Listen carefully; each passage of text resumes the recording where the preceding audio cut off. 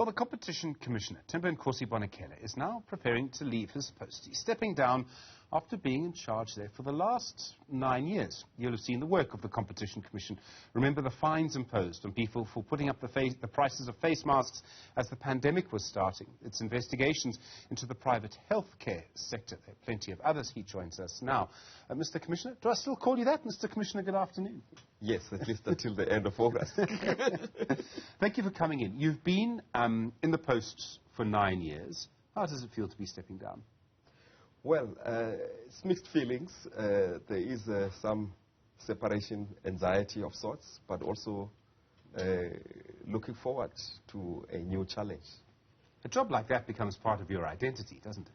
That's right. Part of you. That's right. I mean, and I've been there for 18 years in total. I've been at the helm for half of that. So really, I've become part of the furniture, and I mean that emotionally, I'm very connected to the organization and the people there. Was it your choice to go? Yes, yes. Actually, I've been discussing this with government, with Minister Patel, since before the lockdown, and then the lockdown came and was kind of stay on until we have some stability. I think people will remember several cases. I think people will definitely remember the face masks case during the pandemic. I think because it was, if I remember, it was people taking pictures of prices on their phones. That's right. And then sending them to you. There was the healthcare inquiry. Going back a little further, the manipulation of the currency of the rand. What for you are the cases you're going to remember from this time? It's a long list. But I think as a lawyer and a sort of someone who regards himself as a constitutionalist, it probably would be for me a major case that went to the Constitutional Court where Mediclinic was trying to acquire a small hospital operator called Matlosana, where former Chief Justice Mogoeng was very emphatic on the right of access to healthcare, and that the manner in which we interpret competition law must promote this right. That probably would be my highlight. It was not big in the media, I know. So things like bread cartel were big, things like banks were big, but it's been quite a lot. Sometimes people don't realize the power of a case at the very beginning. So you win a case like that, goes to the Constitutional Court, you win. And I mean, you're right, I remember it, but it didn't get nearly what happens with I mean, everyone hates a bank, so, you know, there's a reason why that happens. But it's only in 10 years' time when you realize, actually, the precedent that was set there, that's the power of a case like that. That's right, yes, and that's why case selection is very, very important. We select cases for impact, but we also select them for precedence. Some of the cases were hugely controversial. You know I'm going to bring up Burger King, right? For sure. So Grand Parade Investments wanted to sell to foreign investors. To do so would reduce the black ownership component, so the black economic empowerment issue. People who are going to benefit from the sale were black investors. So it's a very complex case. There's a law about unintended consequences, you know, that black people were being told they could not sell their asset because they were black, which was an astonishing consequence that I think hadn't been thought of. How do you feel about how it all played out? I actually feel quite good. I feel good that this case was in the public domain. It gave us an opportunity to educate the public about this law and about, you know, what can we do about public interest. I mean, a lot of people didn't know, for example, that we have a possibility of blocking a merger because it reduces BEE. Now, I'm happy with the outcome as well, that we were able to find each other with Burger King and Grand Parade. In the end, they committed to sell the meat plant to a BEE player. We compromised on the sort of BEE at top level. So the outcome was good, which doesn't mean that the issues you are raising are resolved. Yes. I think we still have a need to clarify how do we treat these transactions. So we have to promote BEE, but at the same time, we have to ensure that what we do makes sense from an investment point of view, but also we are able to apply it consistently. So what happens in cases is those who kind of face the authorities first, go to court first. They get to be used to clarify the law. And I think that Burger King has taken us closer to that, but there are still gray areas. Sometimes as a judicial officer, and you're not a judge, well, not yet. You go to the tribunal? I'm not so. But you're bound by the legislation. That's right. Okay, that's the point. And that has to be the case. I mean, that's the whole point of the system. This is your moment, you can say it. Would it help if the law were clarified on issues like that? The outcome being that black people could not sell something because they were black, whereas if they'd been white, they would have been able to. No, I don't think it's easy to clarify that for the legislature. Some things have to percolate through the system. That's why there's a system of precedents. The Commission also has the possibility of doing guidelines. I mean, we've been talking about this. This is one area where I personally would favor the development of guidelines. Guidelines are less rigid than legislation in that when things don't work, you can change them. You don't need to go through the entire parliamentary process. And plus, I think that this is not really a substantive issue. The substantive issue is to promote BEE.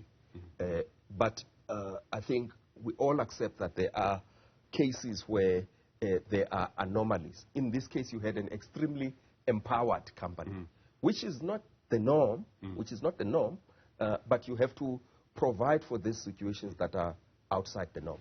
You don't want to go backwards. I mean, that's the issue, isn't it? You don't want to stop transformation. You don't want something that's transformed to not be. That's right. And I kept saying also in that case, also black people who are empowered must understand that empowerment must have come through some pain. And so when they are considering exiting, selling, there might be some pain. So we could say 15% you have to sell it to other blacks. You can't sell this 100% to a private equity foreign-owned firm. So those things, though, what I will accept is that they do need to be clarified in some form of guidelines. I'm not even going to bring up mining and once empowered, always empowered, because we'll never get out of it. Let's talk about competition policy. It seems to me, and I think that Minister Patel may have stated this, I may have made this up in my own head, but he wanted competition policy to become more assertive. In other words, there would be more cases.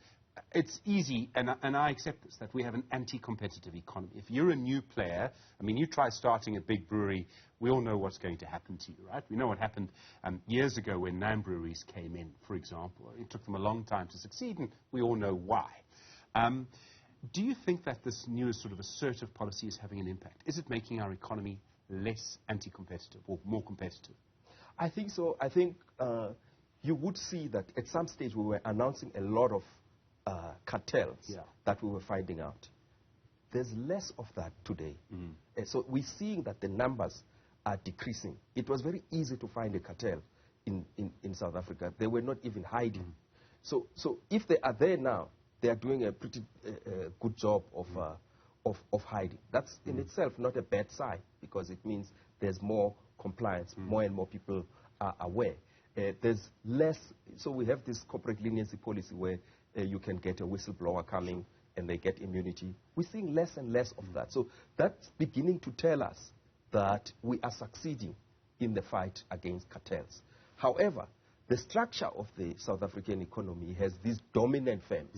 And there's very little you can do about dominant firms, because it's very difficult to say you're going to break a dominant firm. Right? I mean, just constitutionally and legally, it's quite a difficult task. So there you have to police behavior of dominant firms. How do they behave when Stephen comes to buy products from them as opposed to a Bonakele? Those are all behavioral, and they are quite complex, because you've got to get inside the firm, because it's a unilateral conduct. They don't have to coordinate and collude with anybody in charging excessive pricing or excluding somebody from the market. So it's making competition law more and more complicated. But I think that we've made some progress. The structure is another debate altogether. The structure of the South African economy remains problematic. So there's I sometimes think that one of the reasons that our economy has been so anti-competitive is that because almost all of the people who controlled it looked like me, they all went to the same school, right? And you saw this, whether it was mountain bikes, whether it was, currency, whatever it was. Now as the economy transforms, you would like to think that there's a more diverse group of people running things. And that actually makes cartel-like behavior harder, because I think that may be true. It's also true, and any 2 minutes reading a Zondo Commission report will show you, that groups of people from different races are happy to cooperate when it comes to matters of corruption.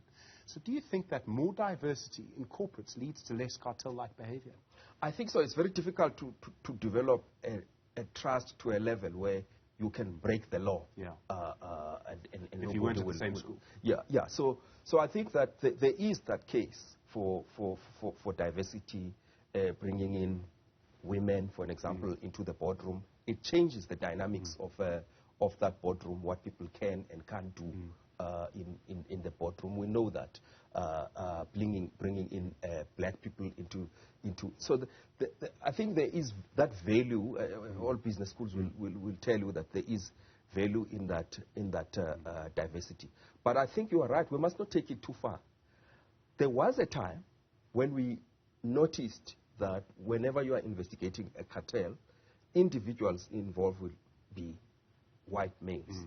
But we're seeing that now it's becoming diverse. The construction firms now are a lot more diverse than they were 5-6 years ago. And so if there is a cartel in the construction sector, you're likely to see a sort of diversity amongst the participants. Because in the end, the economic interests driving corporate behavior, they know no color or gender line. So I think we must not overemphasize the race or gender of people when we are looking at possible wrongdoing. So it's a real lesson on the power of capitalism, isn't it? Yeah. The way the system works, and you'll know this better than I do, but as I understand it, you have a commission, you make findings, people comply with the findings or they don't. There's a tribunal that makes rulings. So their ruling is essentially law. It's a two-tier system. Do you think it's working? I think it's worked incredibly well. Our cases get to be heard fairly quickly. They get to be heard by a specialized tribunal. So our tribunal, you're right, it's a court. But it's a court with economists who sit in the bench. And so, which is quite unique in South Africa. And I think this is a very, very solid foundation that we can build on. I do wish that even regular courts that listen to complex economic questions could have the benefit of economists maybe sitting as judges. Maybe that is too difficult to contemplate, but even as some kind of advisors to the judges and that sort of thing. So competition law, in this sense, is some kind of a pioneer because those judgments, which are not made all by experienced lawyers, but also by experienced economists, they have a lot of comments from the courts has been quite positive about that experiment. And being the competition commissioner, you're sort of with the DTI. I think the minister makes the appointment. Right. Are you confident that going forward that's the right way to do things? You can make whatever comment about Ibrahim Patel you like. I know him as a very honest man. I mean, I may disagree with him, but I know him as a very honest man. And I think if you're trying to influence appointments, I think he's probably so honest he'll probably tell us. But there is an important issue around independence here. Right. Do you think that system means that the person in your position can be fully independent? Well, I think that it has worked well in the past. I mean, I think that the people who had foresight, who were developing legislation, we should really thank them for this and building in checks and balances. You were mentioning the tribunal. We make decisions, but there's a very clear, you can complain about Burger King and say that my decision was wrong, but you can still appeal against that decision in a fairly quick turnaround time. You'll get a decision, and it's clear that government doesn't make these decisions. So the commissioner and his team make the decisions, and that line is very clear. That is a bright line. It cannot be crossed. So how it has worked so far, I'm quite happy. But you are right. I mean, I think that all the time we have to think about how to protect our institutions. And one way of protecting institutions is a secure tenure, that you can't just have people, I've been there for 9 years, which is great, and you can see the results of that continuity. And in the appointment process, of course, when you have bodies such as Parliament or a body like JSC, that also enhances that independence. So we are independent, but I think that it can be improved, the appointment process. I absolutely agree with you. So you would recommend that there be a change to make it more independent, if possible? Yeah. The competition authorities have become so important in the South African economic environment that they, in my view, are equivalent to Chapter 9 institutions.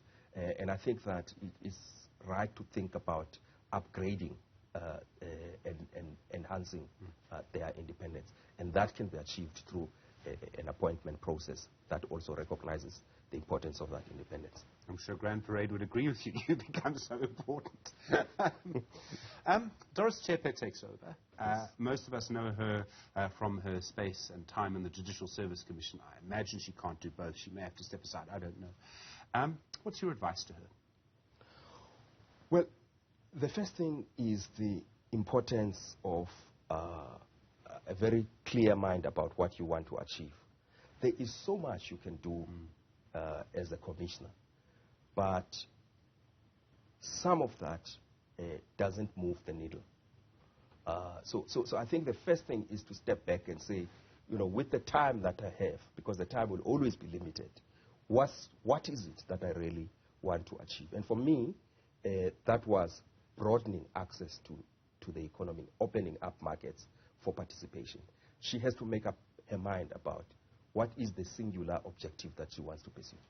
Sometimes it helps, the case that we started off with, the healthcare case, Matlasana, it's those cases, maybe, need to prepare for the future. That's right. There's a lot of cases. People want you to investigate pigeon racing. People want to buy Porsche cars. They think they are too expensive. So you can chase after so many things, and you have to decide what is it that you want to achieve. And for Tembinkosi Bonakele, the next time I see you, it probably won't be Mr. Commissioner. What do you want to do? You're going to take a break? Are you going to come back at the tribunal? Or are you going to do something else? I'm looking forward to a break. I've got garden leave for 6 months. But, I'll still be paid by government. I don't know what they will say about that. But I really do intend to take a break, minimum 3 months. You will never see me at the studio. Maybe you'll see me at the beach. Well, I think you deserve it. Tembinkosi Bonakele, thank you for your time today, the Competition Commissioner. I really appreciate it. I hope you enjoy the gardening leave. Let me know how it goes. I could do with some advice in my garden. Thank you. Mr. Commissioner, thank you very much indeed.